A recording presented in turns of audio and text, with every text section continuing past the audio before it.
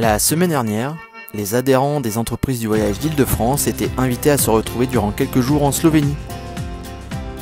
Vous l'avez sans doute deviné avec les premières images, c'est donc à Ljubljana que les 80 professionnels du tourisme ont posé leurs valises. La Slovénie est connue pour son célèbre dragon, mais aussi pour être en quelque sorte le Costa Rica européen.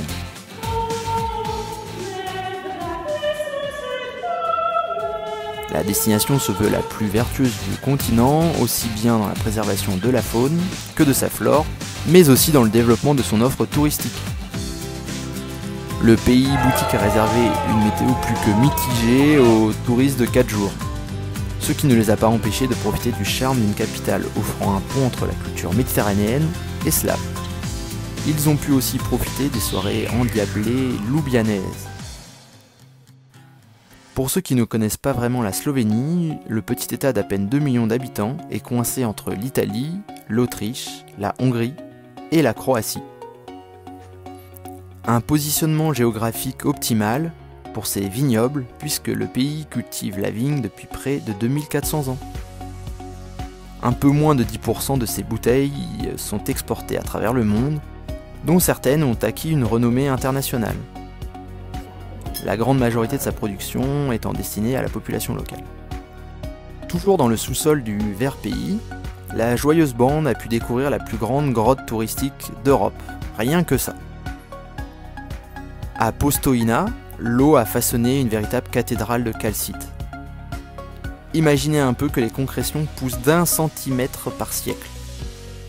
Si près de 40 millions d'humains ont déjà visité les lieux, il est aussi l'habitat de plusieurs espèces, dont le Proteus, une sorte de petit dragon qui peut vivre 12 ans sans manger.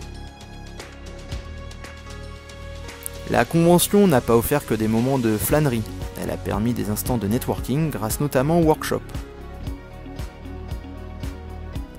Différentes conférences se sont aussi tenues, dont celle très attendue de Jean Pinard sur le surtourisme, ou encore Pascal Boniface abordant la thématique de la géopolitique. Sans oublier la prise de parole de Jean-Pierre Masse, l'ancien président des EDV. Après l'effort, le réconfort, enfin ça dépend pour qui, alors que les bateliers du lac de Bled se sont engagés dans une véritable course-poursuite, les agents de voyage ont pu constater la splendeur de ce lieu enchanteur connu de par le monde. Il est un haut lieu touristique depuis plus de 400 ans, en raison de la présence du sanctuaire de Marie, sur la petite île au milieu de l'étendue d'eau, mais aussi pour ses sources d'eau thermale. Ce lac naturel est une véritable carte postale de la Slovénie. Et c'est tout naturellement que c'est à Bled que la 5e convention sous la mandature de Lionel Rabier s'est refermée. Si la vidéo vous a plu et si vous souhaitez être tenu informé de l'actualité du tourisme, abonnez-vous à notre chaîne, activez la petite cloche, et je vous dis à très vite.